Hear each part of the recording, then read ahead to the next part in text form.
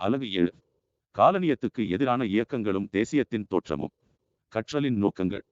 கீழ்காண்பனவற்றோடு அறிமுகமாதல். ஆங்கிலேயருக்கு எதிரான பழங்குடியினர் மற்றும் விவசாயிகளின் போராட்டங்களின் தன்மை.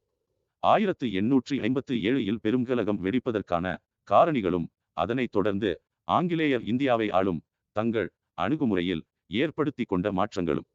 இந்திய தேசிய காங்கிரஸ் உருவாக்கத்துக்கான காரணிகளும் தொடக்ககால தேசியவாதிகளின் கண்ணோட்டமும். 1905 வங்கப்பிரிவினைக்கு பின்னாலிருந்த ஆங்கிலேயர்களின் பிரித்தாளும் கொள்கையும் வங்காளத்தில் சுதேசி இயக்கத்தின் தோற்றமும். தன்னாட்சி ஹோம் ரூல் இயக்க தோற்றத்துக்கான பின்னணி. அறிமுகம். 1757 ஜூன் 23 நடைபெற்ற பிளாசி போரில் வங்காள நவாபான சிராஜ் உத் தௌலா ஆங்கிலேய கிழக்கிந்திய கம்பெனியால் தோற்கடிக்கப்பட்டார். ஆங்கிலேய படையின் தலைமை தளபதியான ராபர்ட் கிளைவ் வங்காளத்தின் நவாப் படைக்கு தலைமையேற்றிருந்தவரும் சிராஜ் உத் தௌலாவின் சித்தப்பாவுமான மீர் ஜாபரின் இரகசிய ஆதரவை பெற்று பிளாசி போருக்கு வித்திட்டார். சிராஜ் உத் தௌலாவின் அடக்குமுறை கொள்கைகளால் அவதிப்பட்ட ஜகத் சேத்துகள் வங்காளத்திலிருந்த வட்டிக்கு பணம் கொடுப்போர் கிளைவுக்கு உதவினார்கள். வங்காளத்தின் புதிய நவாபாக நியமிக்கப்பட்ட மீர் ஜாபரிடம் இருந்து கிழக்கிந்திய கம்பெனி 2,25,00,000 ரூபாயை 1757 மற்றும் 1760க்கு இடைப்பட்ட காலகட்டத்தில் பெற்றது. இந்த தொகை பின்னர் ஆங்கிலேயர்களின் ஜவுளித்துறையை அதிவேகமாக இயந்திரமயமாக்க உதவிய பிரிட்டனின் தொழில் புரட்சிக்கு பயன்படுத்தப்பட்டது. அதே நேரத்தில் இந்தியாவில் தொழில்கள் முடங்கவும் பிரிட்டனில் தயாரிக்கப்பட்ட பொருட்களுக்கான சந்தையை இந்தியாவில் உருவாக்கவும் வழிவகுத்தது. இந்தியா கிழக்கிந்திய கம்பெனியால் கொள்ளையடிக்கப்படும் செயலானது மேலும் 190 ஆண்டுகளுக்கு நீடித்தது. இந்திய துணை கண்டத்தில் 19ஆம் நூற்றாண்டின் தொடக்கம் மற்றும் மத்தியிலும் தொடர்ந்து 20ஆம் நூற்றாண்டின் தொடக்கத்திலும் ஆங்கிலேய ஆட்சிக்கு எதிராக நடந்த பல்வேறு போராட்டங்கள் மற்றும் நிலைப்பாடுகளை விளக்குவதாக இந்த பாடம் அமைந்துள்ளது. 7. விவசாயிகள் மற்றும் பழங்குடியினரின் எதிர்ப்பு. பல்வேறு சமூக சமய சீர்திருத்த இயக்கங்களில் ஈடுபட்டு மேற்கத்திய நவீன கருத்துகள் மற்றும் பகுத்தறிவுவாதம் ஆகியவை குறித்து இந்தியாவின் நகர்ப்புற உயர்குடி மக்கள் முனைப்பாக இருந்த காலகட்டத்தில் ஊரக பகுதிகளில் ஆங்கிலேய ஆட்சிக்கு எதிராக மிக வலுவுடைய மற்றும் தீவிரமான போக்கு நிலவியது. பாரம்பரியமான உயர்குடி மக்களும் விவசாயிகளும் பழங்குடியின மக்களுடன் இணைந்து கிளர்ச்சி செய்தனர். இந்தியாவிலிருந்து ஆங்கிலேயர்களை வெளியேற்றுவதை அவர்கள் கோராமல் காலனியாதிக்கத்திற்கு முன்னிருந்த நிலையை நிலைநிறுத்துவதை வலியுறுத்தினார்கள். ஆங்கிலேய ஆட்சியில் கிட்டத்தட்ட 100க்கும் குறையாத எண்ணிக்கையில் விவசாயிகளின் கிளர்ச்சிகள் நடந்தன. அவற்றை கீழ்க்கண்டவாறு வகைப்படுத்தலாம். மறுசீரமைத்தலுக்கான கிளர்ச்சிகள். இந்த வகையான போராட்டம் பழைய முறைமைகள் மற்றும் பழைய சமூக உறவுகளை நிலைநிறுத்தும் முயற்சிகள் தொடர்புடையவை ஆகும். சமய இயக்கங்கள். இத்தகைய இயக்கங்களுக்கு தலைமையேற்ற சமய தலைவர்கள் சமய சிந்தனைகளின் அடிப்படையில் சமூகத்தை சீரமைப்பதன் மூலம் உள்ளூர் மக்களின் விடுதலைக்காக போராடினார்கள். சமூக கொள்ளை. இத்தகைய இயக்கங்களின் தலைவர்கள் ஆங்கிலேயர்களாலும் பாரம்பரிய உயர்குடியினராலும் குற்றவாளிகளாக கருதப்பட்டனர். ஆனால் அச்சமூகத்தை சார்ந்த மக்கள் அவர்களை தங்களுடைய மேம்பாட்டுக்காக உழைத்த நாயகர்களாகவும் சாதனையாளர்களாகவும் கண்டனர். மக்களின் கிளர்ச்சி. பொதுவாக இவை தலைவர்கள் இல்லாமலும் திடீரெனவும் எழுந்த புரட்சி இயக்கங்களாகும். வருவாய் முறையில் மாற்றங்கள். இந்தியா முழுவதிலும் செயல்பாட்டில் இருந்த முகலாய வருவாய் அமைப்பை கிழக்கிந்திய கம்பெனி மறுசீரமைத்ததை அடுத்து விவசாயிகளின் நிதிச்சுமைகள் பெரிதும் அதிகரித்தன. ஆங்கிலேய ஆட்சிக்கு முன் இந்தியாவில் தனிச்சொத்துரிமை பற்றிய எந்த விரிவான திட்டமும் நடைமுறைப்படுத்தப்படவில்லை. நிலத்தை கீழ்குத்தகைக்கு விடுவது. நிலத்தை குத்தகைக்கு விடுவதும் கீழ்குத்தகைக்கு விடுவதும் விவசாய உறவுகளை பெரிதும் சிக்கலாக்கியது. ஜமீன்தாரர் தன்னிடம் இருந்த நிலத்தை பெரும்பாலும் தன்னை சார்ந்திருந்த நிலப்பிரபுக்களுக்கு கீழ்குத்தகைக்கு விட்டார். பதிலுக்கு நிலப்பிரபு விவசாயிகளிடமிருந்து ஒரு குறிப்பிட்ட தொகையை வசூலித்துக் கொடுப்பார். இதனால் விவசாயிகள் மீதான வரிச்சுமை அதிகரித்தது. விவசாயிகளின் கிளர்ச்சி. 19ஆம் நூற்றாண்டின் தொடக்கத்தில் வெடிக்கத் தொடங்கிய விவசாயிகளின் கிளர்ச்சிகள் இந்தியாவில் ஆங்கிலேய ஆட்சி முடிவுக்கு வரும் வரை தொடர்ந்தன. ஃப்ராசி இயக்கம். ஹாஜி ஷரியத்துல்லா என்பவரால் 1818ஆம் ஆண்டு ஃப்ராசி இயக்கம் தொடங்கப்பட்டது. 1839 ஷரியத்துல்லா மறைந்த பிறகு இந்த கிளர்ச்சிக்கு அவரது மகன் துடு மியான் தலைமை ஏற்றார். அவர் வரி செலுத்த வேண்டாம் என்று விவசாயிகளை கேட்டுக்கொண்டார். பொதுமக்கள் நிலத்தையும் அனைத்து வளத்தையும் சரிசமமாக அனுபவிக்க வேண்டும் என்ற எளிய கொள்கையில் இந்த அறிவிப்பு பிரபலமடைந்தது. சமத்துவ இயல்பிலான மதம் குறித்து வலியுறுத்திய துடு மியான் நிலம் கடவுளுக்கு சொந்தமானது என்று அறிவித்தார். எனவே வாடகை வசூலிப்பது அல்லது வரி விதிப்பது ஆகியன ஹாஜி ஷரியத்துல்லா இறைச்சட்டத்துக்கு எதிரானது என்றார். கிராம அமைப்புகளின் கட்டமைப்பு மூலமாக பெரும் எண்ணிக்கையிலான விவசாயிகள் ஒன்று திரட்டப்பட்டனர். 1862 நடு மியான் மறைந்த பிறகு 1870களில் நோவா மியான் என்பவரால் இந்த இயக்கம் மீண்டும் உயிர் பெற்றது. பரசத்தில் வஹாபி கிளர்ச்சி. வஹாபி கிளர்ச்சி என்பது ஆங்கிலேய ஆட்சிக்கும் நிலப்பிரபுக்களுக்கும் எதிராக துவங்கப்பட்டதாகும். வங்காளத்தில் பரசத் பகுதியில் 1827 வாக்கில் தோன்றியது. வஹாபி போதனைகளால் பெரிதும் ஆழமாக ஈர்க்கப்பட்டவராக திகழ்ந்த இசுலாமிய மதபோதகர் டிடு மீர் என்பவர் இந்த கிளர்ச்சிக்கு தலைமையேற்றார். ஜமீன்தாரி முறையால் ஒடுக்கப்பட்ட குறிப்பாக இசுலாமிய விவசாயிகள் மத்தியில் அவர் செல்வாக்குமிக்க நபராக திகழ்ந்தார். பழங்குடியினர் கிளர்ச்சி. காலனி ஆட்சியின் கீழ் இந்திய வரலாற்றில் முதன்முறையாக அரசு வனங்கள் குறித்த நேரடி தனியுரிமை வேண்டும் என்று கோரியது. வனங்களை வர்த்தகமயமாக்கும் நடவடிக்கைகளுக்கு ஆங்கிலேய ஆட்சியில் ஊக்கம் கிடைத்ததன் காரணமாக பாரம்பரிய பழங்குடியின நடைமுறை தனது கட்டுக்கோப்பை இழந்தது. இதனால் பழங்குடியின பகுதிகளில் பழங்குடியினரல்லாதோரான வட்டிக்கு பணம் கொடுப்போர், வர்த்தகர்கள், நில ஆக்கிரமிப்பாளர்கள் மற்றும் ஒப்பந்ததாரர்கள் போன்றோர் ஊடுருவுவதற்கு அது ஊக்கம் தந்தது. இதனால் ஆதிவாசி நிலத்தின் பெரும்பகுதி இழக்கப்பட்டு அவர்கள் தாங்கள் பாரம்பரியமாக குடியிருந்து வந்த பகுதிகளில் இருந்து இடம்பெயர்ந்து வாழ நேர்ந்தது. எனவே அமைதியான பழங்குடியினர் வாழ்க்கையில் மாற்றங்களை அறிமுகம் செய்தோர் அல்லது பழங்குடியின மக்களின் அப்பாவித்தனத்தை தேவையின்றி தங்களுக்கு சாதகமாக பயன்படுத்தியோருக்கு எதிரானதொரு பதில் நடவடிக்கையே பழங்குடியின கிளர்ச்சியாகும். 1. கோல் கிளர்ச்சி. ஜார்க்கண்ட் மற்றும் ஒடிஷா ஆகிய பகுதிகளிலுள்ள சோட்டா நாக்பூர் மற்றும் சிங்பும் ஆகிய இடங்களில் 1831-32 ஆண்டுகளில் நடந்த மிகப்பெரிய பழங்குடியின கிளர்ச்சி கோல் கிளர்ச்சியாகும். இது பின்ராய் மற்றும் சிங்ராய் தலைமையில் நடந்தது. சோட்டா நாக்பூர் பகுதியின் அரசர் வருவாய் வசூலிக்கும் பணியை வட்டிக்கு பணம் கொடுப்போரிடம் குத்தகைக்கு விட்டிருந்தார். அதிக வட்டிக்கு கடன் கொடுத்தல் மற்றும் பழங்குடியினரை கட்டாயப்படுத்தி அவர்களின் பகுதிகளிலிருந்து வெளியேற்றுதல் போன்றவை கோல் இனத்தவரிடையே கோபத்தை ஏற்படுத்தியது. வெளியாட்களின் சொத்துக்கள் மீது தாக்குதல்கள் நடத்துதல், கொள்ளையடித்தல், கலவரம் செய்தல் ஆகிய வழிகளில் கோல்களின் தொடக்ககால போராட்டம் மற்றும் எதிர்ப்புகள் அமைந்தன. அதனை அடுத்து வட்டிக்கு பணம் கொடுப்போர் மற்றும் வர்த்தகர்கள் ஆகியோர் கொல்லப்பட்டனர். மேளங்களை முழங்கியும் அம்புகளை எய்தும் வெளியாட்களை வெளியேற செய்யும் எச்சரிக்கைகளை செய்தும் பல வகைகளில் பழங்குடியின தலைவர்கள் தங்கள் கிளர்ச்சி பற்றிய செய்தியை பரப்பினர். ஆங்கிலேய அரசு பெரிய அளவிலான வன்முறை மூலம் இந்த கிளர்ச்சியை அடக்கியது. 2. சாந்தலர்களின் கிளர்ச்சி. இந்தியாவின் கிழக்கு பகுதிகளில் பரவலாக வாழ்ந்து வந்த சாந்தலர்கள் நிரந்தர குடியிருப்புகளின் கீழ் ஜமீன்களை உருவாக்குவதற்காக தங்கள் பூர்வீக இடத்தை விட்டு இடம்பெயர வேண்டி நிர்பந்திக்கப்பட்டதால் ராஜ்மஹால் மலையை சுற்றிலும் இருந்த வனப்பகுதியை விட்டு கட்டாயப்படுத்தி வெளியேற்றப்பட்டனர். ரயில்வே கட்டுமான பணியில் ஈடுபட்டிருந்த ஐரோப்பிய அதிகாரிகள் மற்றும் உள்ளூர் காவலர்களால் அவர்கள் ஒடுக்கப்பட்டனர்.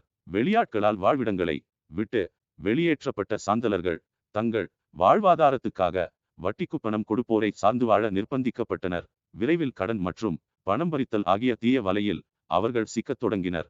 மேலும் ஊழல்களை படிந்த ஆங்கிலேய நிர்வாகத்தின் கீழ் தங்களின் நியாயமான குறைகளுக்கு நீதி கிடைக்க முடியாத சூழலில் தாங்கள் புறக்கணிக்கப்பட்டதாக சாந்தலர்கள் உணர்ந்தனர். வெளிப்பாடு. 1854 ஆண்டு வாக்கில் பல இடங்களில் சமூக கொள்ளை நடவடிக்கைகள் பீர் சிங் என்பவரின் தலைமையில் நடந்தன. மகாஜன்கள் மற்றும் வர்த்தகர்களுக்கு எதிராக குறிவைத்து இவை நடந்தன. சித்து கணு. 1855 சித்து மற்றும் கணு ஆகிய 2 சாந்தலர் சகோதரர்கள் கிளர்ச்சியை தலைமையேற்று நடத்த வேண்டி தங்களுக்கு கடவுளிடமிருந்து தேவசெய்தி கிடைத்ததாக அறிவித்தனர். 1855 ஆண்டு ஜூலை மாதத்தில் கிளர்ச்சியானது மகாஜன்கள், ஜமீன்தாரர்கள், ஆங்கிலேய அதிகாரிகள் ஆகியோருக்கு எதிரான வெளிப்படையான கிளர்ச்சியாக உருவெடுத்தது. வில் மற்றும் விஷம் தடவிய அம்புகளை ஏந்தியவாறும் கோடரிகள், கத்திகள் ஆகியவற்றுடனும் ராஜ்மகால் மற்றும் பாகல்பூர் நோக்கி கம்பெனி ஆட்சிக்கு முடிவு கட்டப்போவதாக முழக்கமிட்டபடி பேரணியாக சென்றனர். இதனையடுத்து கிராமங்கள் மீது அதிரடி நடவடிக்கை எடுத்த ஆங்கிலேயர் சொத்துக்களை சூறையாடினார்கள். இறுதியாக கிளர்ச்சி முழுமையாக ஒடுக்கப்பட்டது. 1855 சாந்தலர்கள் வசமிருந்த பகுதிகளை ஒழுங்குமுறைப்படுத்துவது பற்றிய சட்டம் நிறைவேற்றப்பட்டது. சாந்தல் பர்கானா மண்டலம் என்ற தனி மண்டலத்தை உருவாக்கும் வகையில் இந்த சட்டம் நிறைவேறியது. முண்டா கிளர்ச்சி. ராஞ்சியில் இக்காலகட்டத்தில் நடைபெற்ற உலுகுலன் கிளர்ச்சி பெரிய கலகம் பழங்குடியின கிளர்ச்சிகளில் மிக முக்கியமானதாக அறியப்படுகிறது. கூட்டாக நிலத்தை வைத்துக் கொண்டு குண்டக்கட்டி கூட்டு சொத்து என்ற முறையில் விவசாயம் செய்வதில் முண்டா மக்கள் பெயர் பெற்றவர்கள். நிலத்துக்கான தனிச்சொத்துரிமையின் அறிமுகமும் வர்த்தகர்கள் மற்றும் வட்டிக்கு பணம் கொடுப்போரின் ஊடுருவல் ஆகியவற்றின் காரணமாக இந்த நடைமுறை முற்றிலும் சிதைந்தது. தோட்டங்களில் வேலை செய்ய முண்டா இனமக்கள் கொத்தடிமைகளாக வலுக்கட்டாயமாக பணியில் அமர்த்தப்பட்டனர். 1890களில் பழங்குடியின மக்களை அவர்கள் வாழும் பகுதிகளிலிருந்து இடம்பெயரச் செய்வது மற்றும் அவர்களை கட்டாய உழைப்பிற்கு உட்படுத்துவது ஆகியவற்றை பழங்குடியின தலைவர்கள் எதிர்த்தனர். பிர்சா முண்டா தம்மை கடவுளின் தூதர் என்று அறிவித்தவுடன் இந்த இயக்கத்துக்கு ஊக்கம் கிடைத்தது. தமக்கு இறை தொடர்பு இருப்பதாக கூறிய பிர்சா குறி சொல்வதின் மூலமாக முண்டா இன மக்களின் பிரச்சனைகளுக்கு தீர்வு காணப்போவதாகவும் மக்களின் அரசை நிறுவப்போவதாகவும் பிர்சா உறுதியளித்தார். பிர்சா முண்டாவின் பிரபலத்தை பயன்படுத்தி மேலும் அதிக எண்ணிக்கையில் பிர்சா இன மக்களை இந்த நோக்கத்துக்காக ஒன்றிணைக்க முண்டா தலைவர்கள் முயன்றனர். இரவு கூட்டங்கள் பல நடத்தப்பட்டு கிளர்ச்சி ஒன்றுக்கு திட்டமிடப்பட்டது. 1889 ஆண்டு கிறிஸ்துமஸ் நாளில் அவர்கள் வன்முறையை கையில் எடுத்தனர். கட்டடங்கள் தீக்கிரையாக்கப்பட்டன. கிறித்தவ தூதுக்குழுக்கள் மற்றும் கிறித்தவர்களாக மதம் மாறிய முண்டாக்கள் மீது அம்பு எறிந்து தாக்குதல்கள் நடந்தன. அதன் பின் காவல் நிலையங்களும் தாக்கப்பட்டன. அரசு அதிகாரிகளும் தாக்கப்பட்டனர். அடுத்த சில மாதங்களுக்கு இதுபோன்ற தாக்குதல்கள் தொடர்ந்து நடத்தப்பட்டன. இறுதியாக இந்த கிளர்ச்சி முடக்கப்பட்டது. 1900 ஆண்டு பிப்ரவரி மாதம் கைது செய்யப்பட்ட பிர்சா முண்டா பின்னர் சிறையில் உயிர் நீத்தார். பழங்குடியினரின் தலைவராக அறியப்பட்ட பிர்சா முண்டா இன்றளவும் பல நாட்டுப்புற பாடல்களில் போற்றப்படுகிறார். இந்த முண்டா கிளர்ச்சியை அடுத்து ஆங்கிலேய அரசு பழங்குடியின நிலம் பற்றிய கொள்கையை வகுக்க முனைந்தது. 1908 சோட்டா நாக்பூர் குத்தகை சட்டம் நிறைவேற்றப்பட்டு பழங்குடியினர் நிலத்தில் பழங்குடியினரல்லாதோர் தடுக்கப்பட்டது. 1857 ஆண்டின் பெருங்கலகம். 1857 ஆண்டில் ஆங்கிலேய ஆட்சிக்கு பெரும் சவால் ஏற்பட்டது. தொடக்கத்தில் வங்காள மாகாணத்தில் சிப்பாய் கலகமாக உருவெடுத்த இந்த கலகம் பின்னர் குறிப்பாக விவசாயிகள் உள்ளிட்ட பெரும் எண்ணிக்கையிலான மக்கள் பங்கேற்றதை அடுத்து நாட்டின் இதர பகுதிகளுக்கும் பரவியது. 1857-58 ஆண்டுகளில் நடந்த நிகழ்வுகள் கீழ்க்கண்ட காரணங்களால் முக்கியத்துவம் பெற்றன. 1. இராணுவ வீரர்களுடன் ஆயுதமேந்திய படைகளும் இணைந்து நடந்த முதல் மாபெரும் புரட்சி இதுவேயாகும். 2. இருதரப்புகளிலும் தூண்டப்பட்டதால் முன்னெப்பொழுதும் இல்லாத அளவுக்கு கிளர்ச்சியில் வன்முறை வெடித்தது. 3. கிழக்கிந்திய கம்பெனியின் பணியினை புரட்சி முடிவுக்கு கொண்டு வந்ததுடன் இந்திய துணை கண்டத்தை நிர்வகிக்கும் பொறுப்பு ஆங்கில மகாராணியின் நேரடி ஆட்சியின் கீழ் வந்தது. காரணங்கள். 1. ஆங்கிலேய இந்தியாவின் இணைப்பு கொள்கை. 1840 மற்றும் 1850களில் 2 முக்கிய கொள்கைகளின் மூலம் அதிக நிலப்பகுதிகள் இணைத்துக் கொள்ளப்பட்டன. மேலாதிக்க கொள்கை. ஆங்கிலேயர் தங்களை வானளாவிய அதிகாரங்கள் கொண்ட உயர் அதிகார அமைப்பாக கருதினார்கள். உள்நாட்டு ஆட்சியாளர்கள் திறனற்றவர்கள் என்ற அடிப்படையில் புதிய நிலப்பகுதிகள் இணைக்கப்பட்டன. வாரிசு இழப்பு கொள்கை. அரசுக்கட்டிலில் அரியணை ஏற நேரடி ஆண்வாரிசு இல்லையெனில் அந்த ஆட்சியாளரது இறப்புக்கு பின் அந்த பகுதி ஆங்கிலேயர்களின் ஆட்சியின் கீழ் கொண்டுவரப்படும். சதாரா, சம்பல்பூர், பஞ்சாபின் சில பகுதிகள், ஜான்சி மற்றும் நாக்பூர் ஆகியன இந்த வாரிசு இழப்பு கொள்கையின் அடிப்படையில் ஆங்கிலேய ஆட்சியின் கீழ் கொண்டுவரப்பட்டன. 2. இந்திய கலாச்சார உணர்வுகள் பற்றிய தீவிரத்தன்மை இல்லாதது.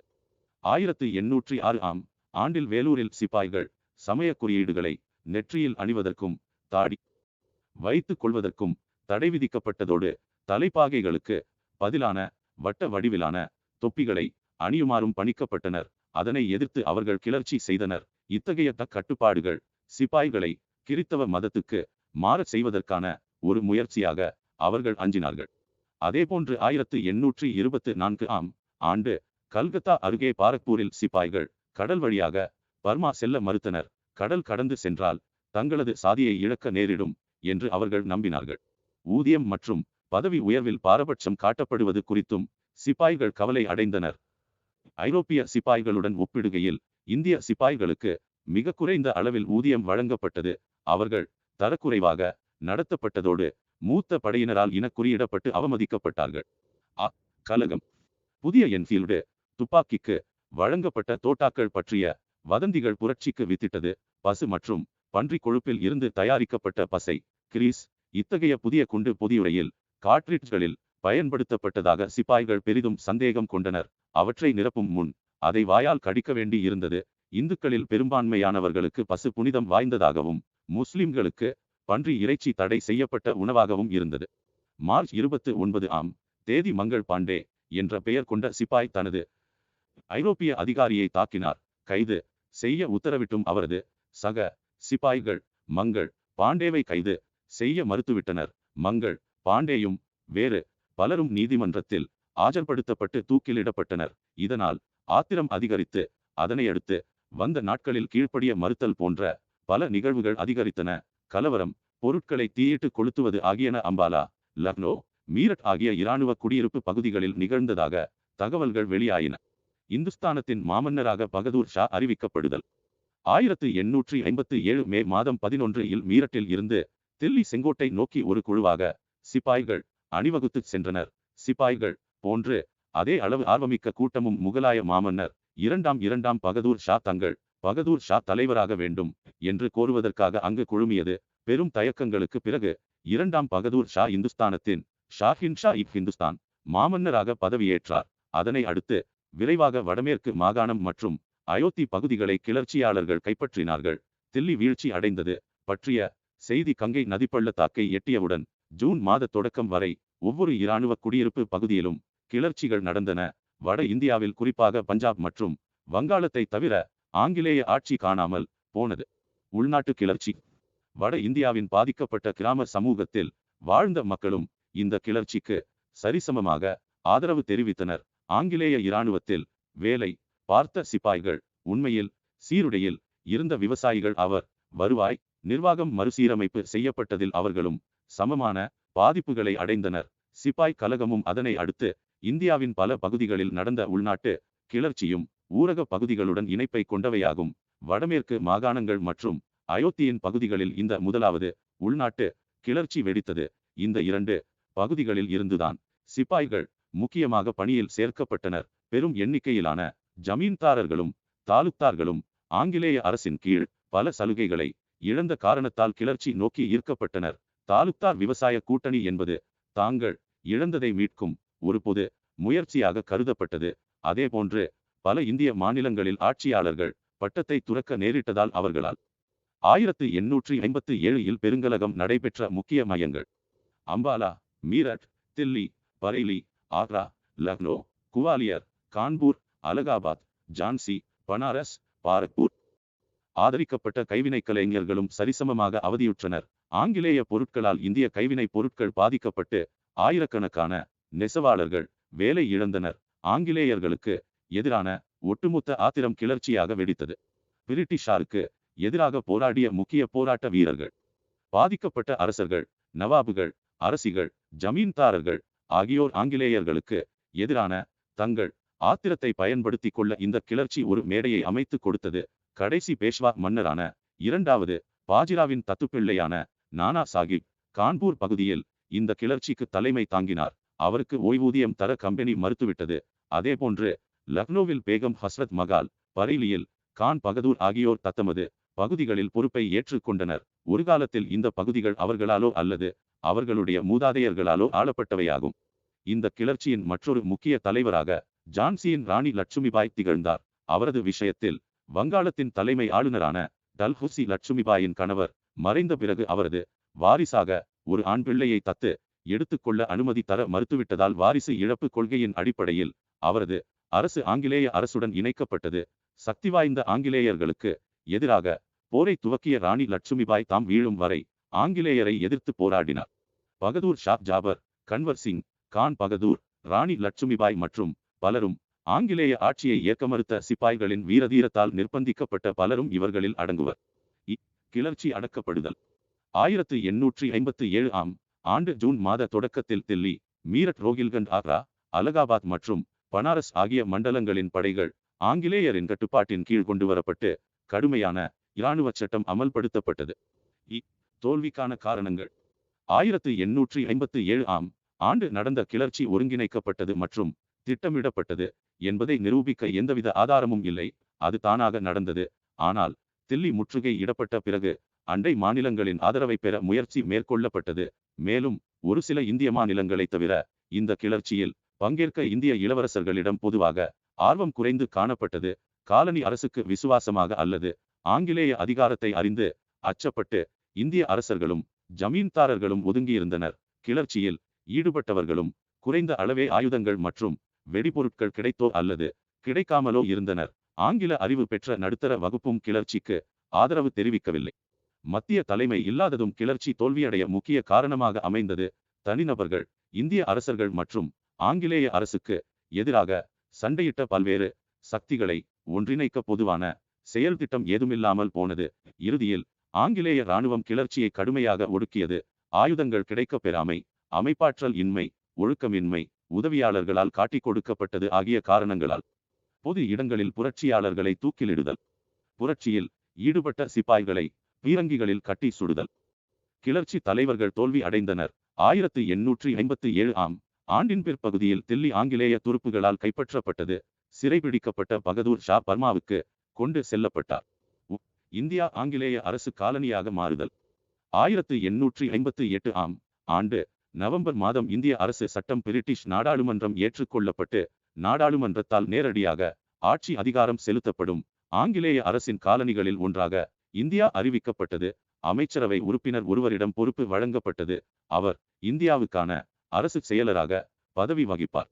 நிர்வாகத்தில் செய்யப்பட்ட மாற்றங்கள். 1857 ஆம் ஆண்டுக்கு பிறகு பிரிட்டிஷ் ஆட்சியும் அதன் கொள்கைகளும் பெரிய அளவில் மாற்றங்களை சந்தித்தன. சமூக சீர்திருத்தம் தொடர்பான விஷயத்தில் பிரிட்டிஷ் அரசு எச்சரிக்கை மிகுந்த அணுகுமுறையை கையாண்டது. இந்திய மக்களுக்கு விக்டோரியா அரசியார் செய்த அறிவிப்பில் பாரம்பரிய நிறுவனங்கள் மற்றும் மதம் தொடர்பான விஷயங்களில் ஆங்கிலேய அரசு தலையிடாது என்று தெரிவித்தார். அரசு பணிகளில் இந்தியர்கள் சேர்த்துக் கொள்ளப்படுவார்கள் என்றும் உறுதிமொழி கூறப்பட்டது. இந்திய இராணுவத்தின் கட்டமைப்பில் 2 முக்கிய மாற்றங்கள் செய்யப்பட்டன. இந்தியர்களின் எண்ணிக்கை வெகுவாக குறைக்கப்பட்டது. முக்கியமான பதவிகள் மற்றும் பொறுப்புகள் வகிப்பதிலிருந்து இந்தியர்கள் விலக்கி வைக்கப்பட்டனர். காலாட்படையின் கட்டுப்பாட்டை எடுத்துக்கொண்ட ஆங்கிலேயர் அவற்றுக்கு ஆளெடுக்கும் முயற்சியை இதர பகுதிகளுக்கும் 1857 ஆம் ஆண்டின் கிளர்ச்சியின் போது ஆங்கிலேயருக்கு விசுவாசமாக இருந்த சமூகங்களுக்கும் மாற்றினார்கள். உதாரணமாக ராஜபுத்திரர்கள், பிராமணர்கள், வடஇந்திய முஸ்லிம்கள் ஆகியோரை விலக்கி வைத்த ஆங்கிலேயர் கூர்க்காக்கள், சீக்கியர்கள், பதான்கள் போன்ற இந்து அல்லாத குழுக்களுக்கு முக்கியத்துவம் கொடுத்தனர். இவற்றுடன் இந்திய சமூகத்தின் சாதி, மதம், மொழி மற்றும் மண்டலம் ஆகியன சார்ந்த வேறுபாடுகளை ஆங்கிலேயர்கள் தங்களுக்கு சாதகமாக பயன்படுத்தி கொண்டதையடுத்து அது பிரித்தாளும் கொள்கை என்று அறியப்பட்டது. 73 பிரிட்டிஷ் ஆட்சியின் கீழ் விவசாயிகளின் கிளர்ச்சிகள். கருநீலச்சாய இண்டிகோ கிளர்ச்சி 1859-1860. செயற்கை நீலச்சாயம் உருவாக்கப்படும் முன் இயற்கையான கருநீலச்சாயம் உலகம் முழுவதும் இருந்த ஆடை தயாரிப்பாளர்களால் பெரிதும் மதித்து போற்றப்பட்டது. பல ஐரோப்பியர்கள் இண்டிகோ பயிரிட இந்திய விவசாயிகளை பணியில் அமர்த்தினார்கள். பின்னர் அது சாயமாக தொழிற்சாலைகளில் உருவாக்கப்பட்டது. அதன் பிறகு அந்த சாயம் ஐரோப்பாவுக்கு ஏற்றுமதி செய்யப்பட்டது. விவசாயிகள் இந்த பயிரை பயிரிடுமாறு நிர்பந்திக்கப்பட்டனர். ஆங்கிலேய முகவர்கள் பயிரிடுவோருக்கு நிலத்துக்கான வாடகை மற்றும் இதர செலவுகளை சமாளிப்பதற்காக ரொக்கப்பணத்தை முன்பணமாக கொடுத்து உதவினர். ஆனால் இந்த முன்பணம் வட்டியுடன் திரும்ப செலுத்தப்பட வேண்டும். உணவு தானிய பயிர்களுக்கு பதிலாக இண்டிகோ பயிரை பயிரிட விவசாயிகள் வற்புறுத்தப்பட்டனர். பருவத்தின் இறுதியில் இண்டிகோ பயிருக்கு மிக குறைந்த விலையையே விவசாயிகளுக்கு ஆங்கிலேய முகவர்கள் கொடுத்தனர். இந்த குறைந்த தொகையை கொண்டு தாங்கள் வாங்கிய முன்பணத்தை திரும்ப செலுத்த முடியாது என்பதால் அவர்கள் கடனில் மூழ்கினர். எனினும் லாபம் கிடைக்காத நிலையிலும் மீண்டும் இண்டிகோ பயிரை பயிரிடும் மற்றொரு ஒப்பந்தத்தை மேற்கொள்ளுமாறு விவசாயிகள் மீண்டும் நிர்பந்திக்கப்பட்டனர். விவசாயிகளால் தாங்கள் வாங்கிய கடனை திரும்ப செலுத்த முடியவே இல்லை. தந்தை வாங்கிய கடன்கள் அவரது மகன் மீதும் சுமத்தப்பட்டன. இண்டிகோ கிளர்ச்சி 1859 ஆம் ஆண்டு தொடங்கியது. இந்த கிளர்ச்சி ஒரு வேலைநிறுத்த வடிவில் தொடங்கியது. வங்காளத்தின் நடியா மாவட்டத்தின் ஒரு கிராமத்தைச் சேர்ந்த விவசாயிகள் இனி இண்டிகோ பயிரிடப்போவதில்லை என மறுத்து வேலைநிறுத்தத்தில் ஈடுபட்டனர். இந்த இயக்கம் இண்டிகோ பயிரிடப்பட்ட வங்காளத்தின் இதர மாவட்டங்களுக்கும் பரவியது. இந்த கிளர்ச்சி பின்னர் வன்முறையாக வெடித்தது. இந்து மற்றும் முஸ்லிம் விவசாயிகள் இந்த கிளர்ச்சியில் பங்கேற்றனர். குடங்கள் மற்றும் உலோகத் தட்டுக்களை ஆயுதங்களாக ஏந்தியபடி பெண்களும் ஆடவரோடு இந்த போராட்டத்தில் பங்கேற்றனர். ஆங்கிலேய பண்ணை கொடுமைகள் குறித்து கல்கத்தாவில் வாழ்ந்த அப்போதைய இந்திய பத்திரிகையாளர்கள் எழுதினார்கள். நீல் தர்பன் இண்டிகோவின் கண்ணாடி என்ற தலைப்பில் ஒரு நாடகத்தை தீனபந்து மித்ரா எழுதினார். இந்தியாவிலும் ஐரோப்பாவிலும் வாழ்ந்த மக்களிடையே இண்டிகோ விவசாயிகள் குறித்த பிரச்சனைகளை கவனத்தில் கொண்டுவர இந்த நாடகம் பயன்பட்டது. தக்கான கலவரங்கள் 1875. அதிக அளவிலான வரி விதிப்பு வேளாண்மையை பாதித்தது. பஞ்சத்தால் ஏற்படும் உயிரிழப்புகள் அதிகரித்தன. 1875 ஆம் ஆண்டு மே மாதத்தில் தக்காணத்தில் வட்டிக்கு பணம் வழங்குவோருக்கு எதிரான கலவரங்கள் பூனா அருகே உள்ள சூபா என்ற கிராமத்தில் முதன்முதலாக வெடித்ததாக பதிவாகியுள்ளது. பூனா மற்றும் அகமதுநகர் ஆகிய பகுதிகளில் சுமார் 30 கிராமங்களில் இதே போன்ற கலவரங்கள் ஏற்பட்டதாக பதிவாகியது. குஜராத்தில் வட்டிக்கு பணம் வழங்குவோரை குறிவைத்துதான் இந்த கலவரங்கள் பெரும்பாலும் அரங்கேறின. ஆங்கிலேய ஆட்சியின் கீழ் விவசாயிகள் நேரடியாக வருவாயை அரசுக்கு செலுத்த நிர்பந்திக்கப்பட்டனர்.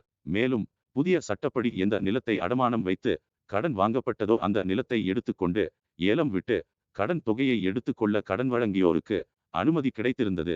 இதன் விளைவாக உழும் வர்க்கத்திடமிருந்து நிலம் உழாத வர்க்கத்திடம் கைமாறத் தொடங்கியது. கடன் என்னும் மாய வலையில் சிக்கிய விவசாயிகள் நிலுவை தொகையை செலுத்த இயலாமல் பயிரிடுதலையும் விவசாயத்தையும் கைவிட வேண்டிய அவல நிலைக்கு தள்ளப்பட்டனர். 7 இந்திய தேசிய காங்கிரஸ் நிறுவப்படுதல் 1870-1885. தேசியத்தின் எழுச்சி 19ஆம் நூற்றாண்டின் இரண்டாவது பாதியில் ஆங்கில கல்வி பெற்ற இந்தியர்களின் புதிய சமூக வகுப்பினர் மத்தியில் தேசிய அரசியல் குறித்த விழிப்புணர்வு ஏற்பட்டது.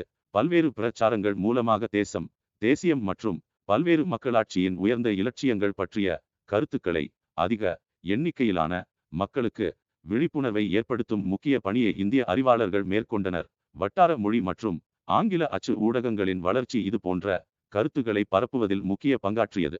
எண்ணிக்கையில் அவர்கள் குறைவாக இருந்தாலும் தேசிய அளவிலான வீச்சை கொண்டு அகில இந்தியா முழுதும் தொடர்புகளை உருவாக்கும் திறன் பெற்றிருந்தனர். அவர்கள் வழக்கறிஞர்கள், பத்திரிகையாளர்கள், அரசு ஊழியர்கள், ஆசிரியர்கள் அல்லது மருத்துவர்களாக பணியாற்றினார்கள்.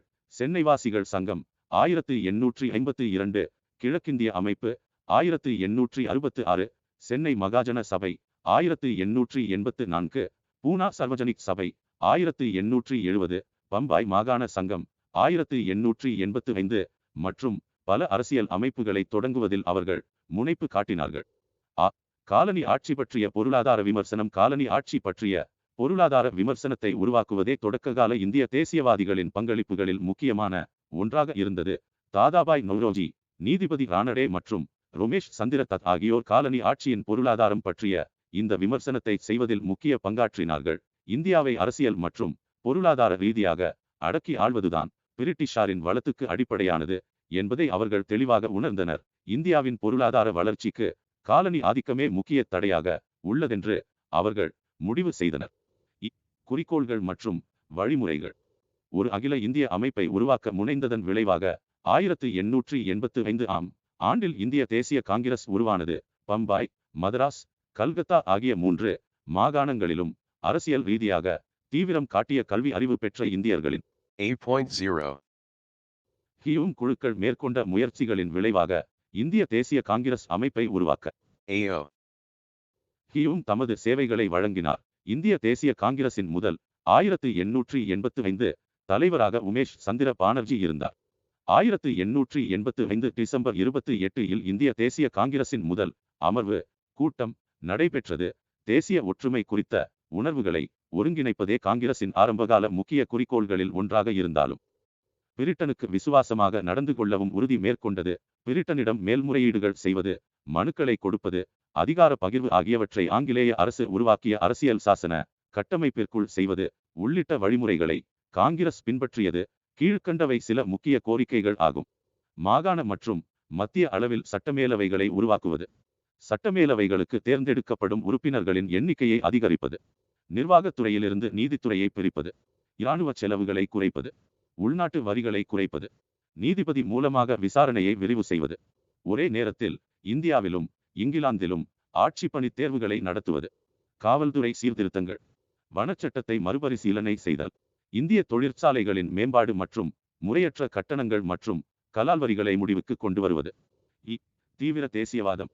தொடக்ககால இந்திய தேசியவாதிகளின் மிதவாத கோரிக்கைகள் தொடர்பான ஆங்கிலேயர்களின் அணுகுமுறை குறிப்பிடத்தக்க அளவில் மாறவில்லை என்பதால் மித தேசியவாத தலைவர்களின் திட்டங்கள் தோல்வி கண்டன. தீவிர தேசியவாதிகள் என்று அழைக்கப்பட்ட தலைவர்களின் குழுவால் இவர்கள் விமர்சிக்கப்பட்டனர். மனுக்கள் மற்றும் கோரிக்கைகள் கொடுப்பதை விட சுய உதவியில் அதிக கவனம் செலுத்தினர். 7 வங்கப் பிரிவினை.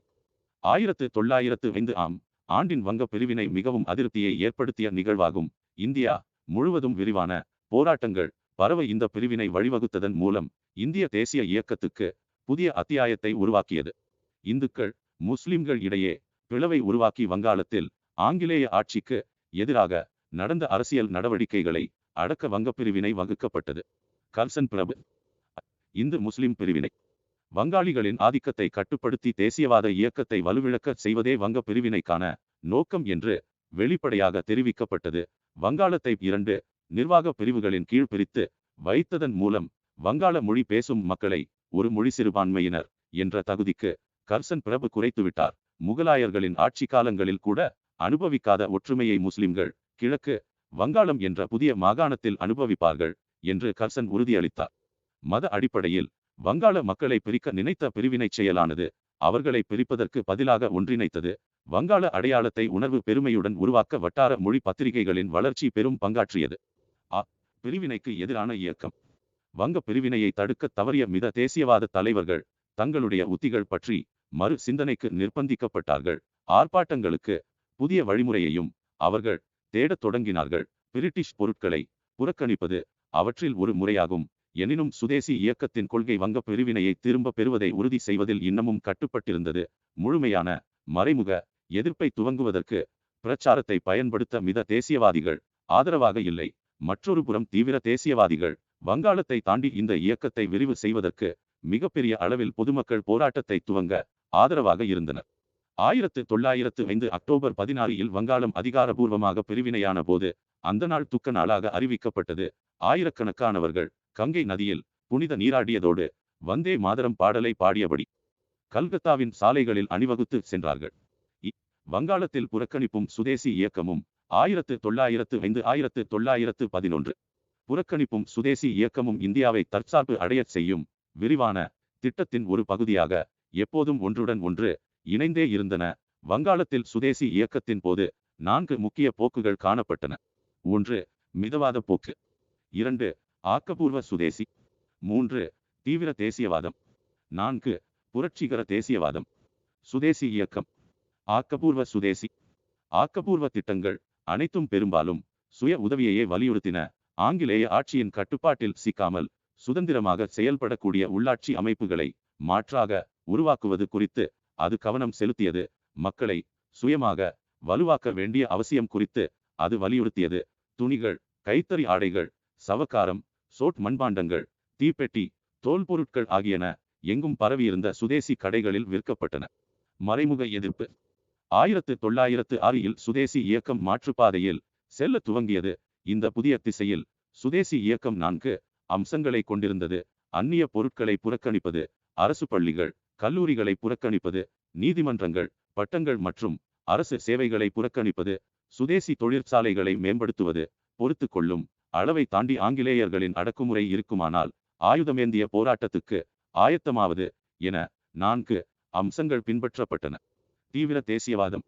பஞ்சாபின் லாலா லஜபதி ராய், மகாராஷ்டிராவின் பால கங்காதர திலகர், வங்காளத்தின் பிபின் சந்திரபால் ஆகிய 3 முக்கிய தலைவர்களும் சுதேசி காலத்தில் எப்போதும் லால் பால் மூவர் என்று குறிக்கப்பட்டனர். சுதேசி இயக்கத்தின் போது தீவிர தேசியவாதத்தின் இயங்கு தளமாக பஞ்சாப், மகாராஷ்டிரா, வங்காளம் ஆகியன உருவெடுத்தன. தென்னிந்தியாவில் சிதம்பரனார் சுதேசி கப்பல் நிறுவனத்தை தொடங்கியதை அடுத்து தூத்துக்குடி சுதேசி இயக்கத்தின் மிக முக்கிய தளமாக விளங்கியது. லால் பால் சுயராஜ்ஜியம் அல்லது அரசியல் சுதந்திரம். சுயராஜ்ஜியம் அல்லது தன்னாட்சி அடைவதே தீவிரவாத தன்மை கொண்ட தலைவர்களின் பொது குறிக்கோள்களில் ஒன்றாக இருந்தன. எனினும் சுயராஜ்ஜியம் என்ற வார்த்தையின் பொருளில் தலைவர்கள் வேறுபட்டனர். திலகரை பொறுத்தவரை சுயராஜ்ஜியம் என்பது முழுமையான தன்னாட்சி மற்றும் அந்நிய ஆட்சியில் இருந்து முழுமையான விடுதலை பெறுவதாக இருந்தது. 7-6 தன்னாட்சி ஹோம் ரூல் இயக்கம் 1916-18 லோகமான்ய பாலகங்காதர திலகர், அன்னி பெசன்ட் அம்மையார் ஆகியோர் தலைமையிலான தன்னாட்சி 1916-1918 இயக்கத்தின் போது இந்திய தேசிய இயக்கம் புத்துயிரூட்டப்பட்டு தீவிரப்படுத்தப்பட்டது. முதல் உலகப் போரும் இந்தியா அந்த போரில் பங்கேற்றதும் தான் தன்னாட்சி இயக்கத்துக்கான பின்னணியாகும். 1914 ஆண்டில் ஜெர்மனிக்கு எதிராக பிரிட்டன் போர் அறிவித்த நிலையில் மித தேசியவாத மற்றும் தாராளமய தலைமை பிரிட்டிஷாருக்காக ஆதரவை தந்தது. அதற்கு பதில் பிரிட்டிஷ் அரசு போருக்கு பிறகு தன்னாட்சியை இந்தியாவிற்கு வழங்கும் என்று எதிர்பார்க்கப்பட்டது. உலக போரின் பல அரங்குகளுக்கு இந்திய துருப்புகள் அனுப்பப்பட்டன. ஆனால் இந்த குறிக்கோள்கள் குறித்து பிரிட்டிஷ் அரசுக்கு எந்தவித உறுதிப்பாடும் இல்லை. இந்தியாவின் தன்னாட்சிக்கு வழிவகுக்கும் காரணத்துக்கு உதவாமல் ஆங்கிலேய அரசு ஏமாற்றியதால் ஆங்கிலேய அரசுக்கு நெருக்கடி தரும் புதிய மக்கள் இயக்கத்துக்கான அழைப்பாக இது உருவெடுத்தது. தன்னாட்சி இயக்கத்தின் குறிக்கோள்கள்: அரசியலமைப்பு வழிகளை பயன்படுத்தி பிரிட்டிஷ் பேரரசிற்குள் தன்னாட்சியை அடைவது. தன்னாட்சி பகுதி டொமினியன் என்ற தகுதியை அடைவது. ஆஸ்திரேலியா, கனடா, தென்னாப்பிரிக்கா மற்றும் நியூசிலாந்து ஆகியவற்றுக்கு பின்னர் இந்த அரசாட்சி சாராத நிலை வழங்கப்பட்டது. அவர்களின் இலக்குகளை அடைய வன்முறையல்லாத அரசியல் சாசன வழிமுறைகளை கையாள்வது. லக்னோ ஒப்பந்தம் 1916. தன்னாட்சி இயக்கமும் அதனையடுத்து மித தேசியவாதிகள் மற்றும் தீவிர தேசியவாதிகளின் மறு இணைப்பு காரணமாக முஸ்லிம்களுடன் புதிய பேச்சுகளுக்கான சாத்தியக்கூறு லக்னோ ஒப்பந்தத்தின் போது ஏற்பட்டது. லக்னோ ஒப்பந்தத்தின் 1916 போது காங்கிரஸ் கட்சியும் முஸ்லிம் லீக்கும் இந்தியாவில் விரைவில் தன்னாட்சி வேண்டும் என்பதை ஏற்றுக்கொண்டது. இதற்கு பதிலாக முஸ்லிம்களுக்கு தனி தொகுதிகளை வழங்கும் திட்டத்தை காங்கிரஸ் தலைமை ஏற்றது. லக்னோ ஒப்பந்தம் பிரிட்டிஷாரின் பதில் நடவடிக்கை சுயராஜ்ஜியத்துக்கான கோரிக்கையை திலகரும் அன்னி-பெசன்ட் அம்மையாரும் எழுப்பியது பிரபலமானதைத் தொடர்ந்து தலைவர்களை தனிமைப்படுத்தி அவர்களின் செயல்பாடுகளை முடக்கும் அதே பழைய திட்டத்தை ஆங்கிலேய அரசு பயன்படுத்தியது. 1919 இல் மாண்டேகு செம்ஸ்ஃபோர்ட் சீர்திருத்தங்களை ஆங்கிலேய அரசு அறிவித்தது. இதன் மூலம் இந்தியா தன்னாட்சி நோக்கி படிப்படியாக முன்னேற உறுதி கூறப்பட்டது. இந்திய தேசியவாதிகள் இடையே இது மிகப்பெரிய ஏமாற்றத்தை ஏற்படுத்தியது. மேலும் ஒரு பேரிடியாக தன்னிச்சையான கைது மற்றும் கடும் தண்டனைகளுடன் கூடிய ரூலட் சட்டத்தை அரசு இயற்றியது. பாடச் சுருக்கம்: 19ஆம் நூற்றாண்டின் பிற்பகுதியில் ஆங்கிலேய இந்தியாவில் காலனிய அரசியல் மற்றும் பொருளாதார ஆதிக்கத்துக்கு எதிராக விவசாயிகள் மற்றும் பழங்குடியினர் ஆர்ப்பாட்டங்களில் ஈடுபடுவது அதிகரித்தது. பல்வேறு ஆங்கிலேய எதிர்ப்பு போக்குகளின் முடிவாக 1857 இல் மிகப்பெரிய கிளர்ச்சி ஏற்பட்டது. ஆங்கிலேயர்கள் இந்தியாவை ஆளத் துவங்கியதற்கு முன்பிருந்த பழைய முறைமையை மீண்டும் நிலைநிறுத்தும் நோக்கங்களை கொண்ட நிலப்பிரபுத்துவ தலைவர்கள் இந்த கிளர்ச்சிக்கு தலைமை ஏற்றிருந்தனர். கிளர்ச்சியின் தலைவர்கள் தொலைநோக்கு பார்வையின்றி உள்ளூர் நோக்கங்களுக்காக கிளர்ச்சியை வழிநடத்திய போதிலும் கொடுங்கோன்மையான அந்நிய அரசுக்கு சவால் விட்டு எதிர்க்கும் வகையில் ஒரு முற்போக்கான முயற்சியாக அது அமைந்தது. சுரண்டல்வாத அடக்குமுறை சார்ந்த ஆங்கிலேய அரசுக்கு எதிரான பொதுக்கருத்துக்களை உருவாக்கிய இந்திய தேசிய இயக்கம் காலனி ஆதிக்கத்துக்கு எதிரான போராட்டங்களில் தங்களையும் ஈடுபடுத்திக் கொள்ள இளைய தலைமுறையினரை ஊக்கப்படுத்தியது. தேசிய அரசியலில் பொதுமக்கள் பங்கேற்பதை அதிகரிக்க சுதேசி இயக்கம் உதவியது. கலை சொற்கள்: நினைத்ததை நிறைவேற்ற போடப்பட்ட திட்டம். Orchestrated, organized to achieve a desired effect. இரகசிய, Clandestine secret. மீட்கின்ற, Restorative, re-establishing. கீழ்குத்தகைக்கு விடுதல், உள்குத்தகைக்கு விடுதல். Subletting, property leased by one lessee to another. அனைத்து மக்களுக்கும் சமமான. Egalitarian, equal rights for all people. வலுக்கட்டாயமாக. Coercive, forcible. தாக்குதல் மூலம் பணம், பொருள் பறித்தல். Extortion, the practice of taking something from an unwilling person by physical force. நிறைவில்லாத, திருப்தியற்ற. Disgruntled, dissatisfied, frustrated. மிக மோசமான, படுபாதாளமான. Abysmal, extremely bad, deep, and bottomless. பயிற்சி: 1. சரியான விடையை தேர்வு செய்யவும். 1. 1818 ஆம் ஆண்டு கிழக்கு வங்காளத்தில் ஹாஜி ஷரியத்துல்லா கீழ்க்கண்டவற்றில் எதனை தொடங்கினார்? வஹாபி கிளர்ச்சி. ஃப்ராசி இயக்கம். பழங்குடியினர் எழுச்சி. கோல் கிளர்ச்சி. 2. நிலம் கடவுளுக்கு சொந்தம் என்று அறிவித்ததுடன் நிலத்தின் மீது வரி விதிப்பதோ வாடகை வசூலிப்பதோ இறை சட்டத்திற்கு எதிரானது என்று கூறியவர் யார்? டிடு மீர் சித்து துடு மியான் ஷரியத்துல்லா. 3.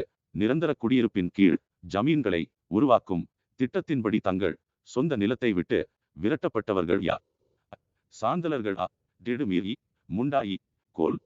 4. கீழ்காண்போரில் தீவிர தேசியவாதி யார்? தாதாபாய் நௌரோஜி. நீதிபதி கோவிந்த் ரானடே. பிபின் சந்திரபால். ரோமேஷ் சந்திரா. 5. வங்கப்பிரிவினை எந்த நாளில் நடைமுறைக்கு வந்தது? 1905 June 19. 1906 July 18. 1907 August 19. 1905 October 16. 6. Chota Nagpur குத்தகை சட்டம் எந்த பின்னணியில் நிறைவேற்றப்பட்டது? கோல் கிளர்ச்சி. இண்டிகோ கிளர்ச்சி. முண்டா கிளர்ச்சி. தக்கான கலவரங்கள். 7. 1916 ஆம் ஆண்டு ஏப்ரலில் தன்னாட்சி இயக்கத்தை முதலில் தொடங்கியவர் யார்? அன்னி பெசன்ட் அம்மையார் பிபின் சந்திரபால் லாலா லஜபதி ராய் திலகர். 8. நீல் தர்பன் நாடகம் மூலமாக இண்டிகோ பயிரிடும் விவசாயிகளின் இன்னல்கள் குறித்து ஆங்கிலேயரின் கவனத்துக்கு கொண்டு சென்றவர் யார்?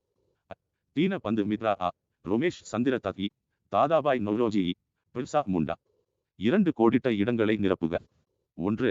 மன்னராட்சிக்கும் நிலசுவான்தாரர்களுக்கும் எதிரான டேஷ் இயக்கம் 1827 ஆண்டு வாக்கில் தொடங்கப்பட்டது. 2. சோட்டாநாக்பூர் பகுதியில் நடந்த மிகப்பெரிய பழங்குடியினர் கிளர்ச்சி. 3. சட்டம் பழங்குடியினரல்லாத மக்களை பழங்குடி நிலத்தில் நுழைய தடை விதித்தது. 4. சோட்டா நாக்பூர் சட்டம் நிறைவேற்றப்பட்ட ஆண்டு. 5WC.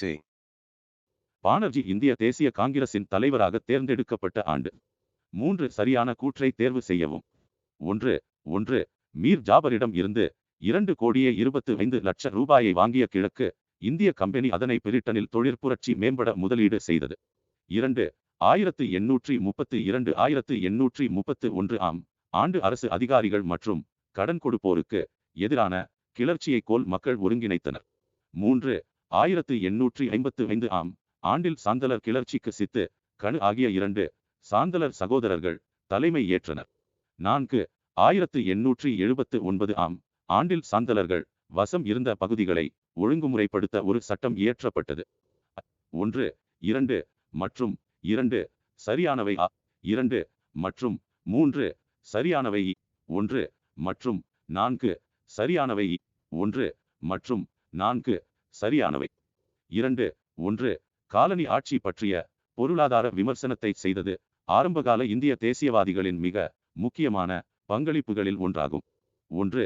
இந்தியாவில் வறுமை அதிகரிக்க சமய ரீதியிலான சுரண்டலே மிக முதன்மையான காரணம் என்று ஆரம்பகால காங்கிரஸ் தலைவர்கள் தெரிவித்தனர்.